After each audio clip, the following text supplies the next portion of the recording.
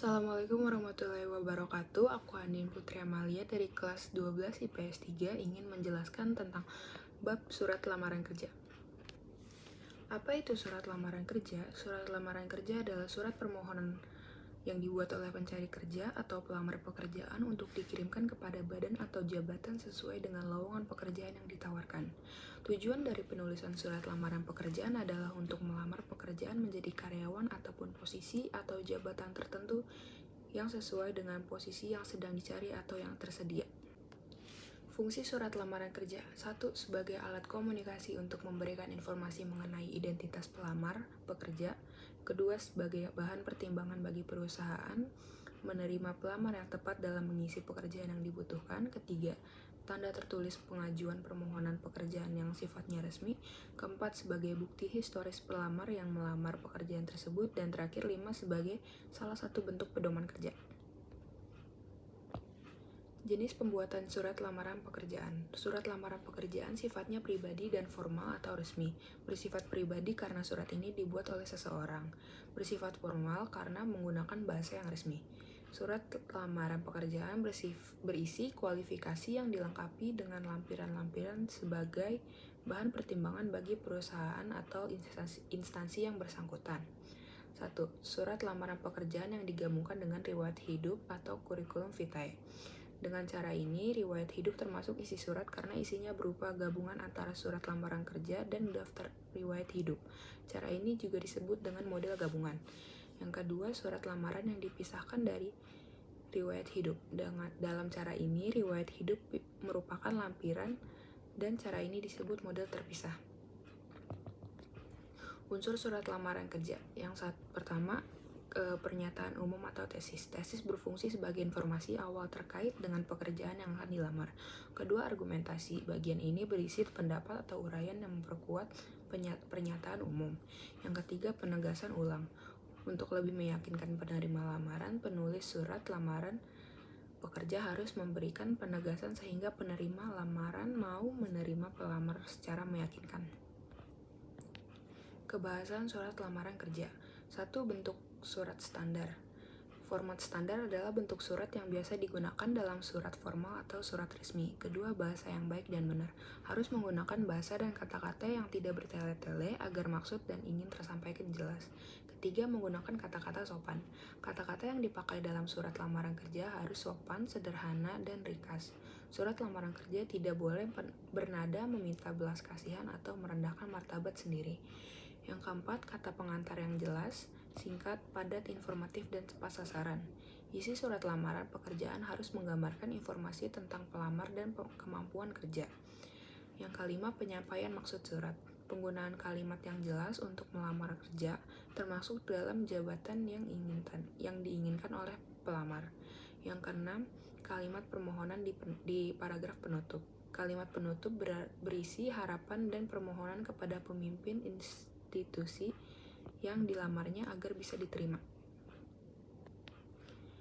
Sumber informasi surat lamaran kerja. Yang pertama ada iklan, kedua informasi seseorang, ketiga pengumuman resmi dari instansi yang membutuhkan tenaga, 4 permohonan diri, 5 inisiatif sendiri. Sistematika surat lamaran kerja. Yang pertama, tempat dan tanggal pembuatan surat.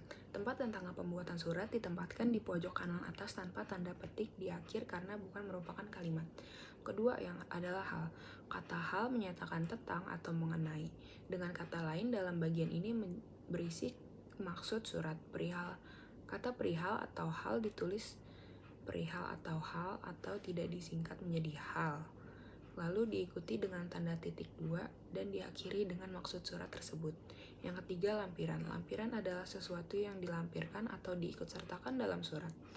Kata lampiran ditulis lampiran, tidak disingkat menjadi lamp, dan setelah itu diikuti tanda titik 2 dan diakhiri jumlah dokumen tambahan yang ditulis menggunakan huruf besar. Lampiran tidak perlu ditulis apabila tidak ada dokumen yang diikutsertakan dalam surat tersebut.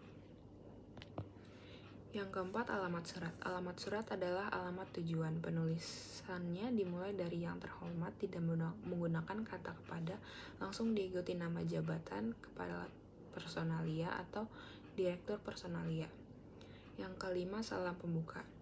Dalam surat lamaran, salam pembuka yang digunakan adalah dengan hormat karena surat lamaran termasuk surat resmi. Salam pembuka ditulis dengan huruf pertama kapital dan diakhiri tanda koma.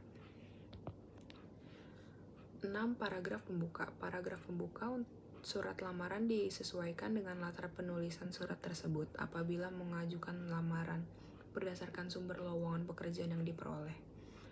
Yang ketujuh ada paragraf isi. Yang pertama ada identitas. Identitas berisi keterangan nama, tempat tinggal, tempat tanggal lahir, alamat, pendidikan terakhir, dan dapat ditambah lagi sesuai dengan keperluan. Di dalam penulisan keterangan tersebut, huruf awal kata menggunakan huruf kecil. B. Ada maksud dan tujuan. Maksud dan tujuan merupakan keterangan tentang alasan pengirim atau pelamar pekerjaan menulis surat. C. Menyatakan lampiran. Dalam lamaran pekerjaan terdapat beberapa lampiran tentang syarat yang sudah diminta oleh instansi yang membutuhkan pekerja. Oleh karena itu, pelamar memenuhi lampiran yang diminta tersebut.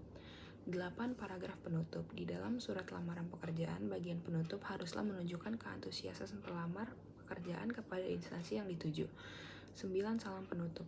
Sebagai surat resmi, salam penutup menjadi sangat penting. Salam penutup sebagai bentuk etika, sopan santun, dan penghormatan.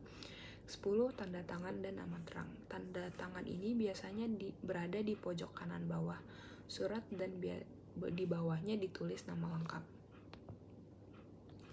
Hal-hal yang harus diperhatikan dalam menulis surat lamaran pekerjaan. Yang pertama, gunakan bahasa yang baik dan benar. Surat lamaran harus menggunakan bahasa yang baik, sopan, dan benar. Gunakan tata bahasa Indonesia dan ejaan bahasa Indonesia yang tepat dan kalimat yang efektif. Jika menggunakan bahasa Inggris, usahakan untuk menggunakan grammar yang tepat. Yang kedua, singkat, padat, dan jelas. Surat lamaran pekerjaan sebaiknya ditulis dengan singkat, padat, dan jelas, dan jangan menggunakan kalimat yang bertele-tele dan susah dipahami.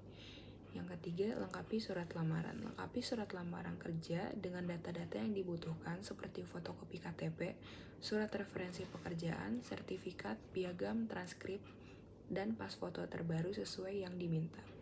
Yang keempat, menyusun sendiri surat lamaran. Contoh surat lamaran kerja mudah ditemukan di internet untuk dijadikan referensi. Jika mengopi surat lamaran dari internet, jangan lupa untuk mengeditnya. Kesalahan dalam penulisan surat lamaran kerja dapat berakibat fatal yang akhirnya akan merugikan.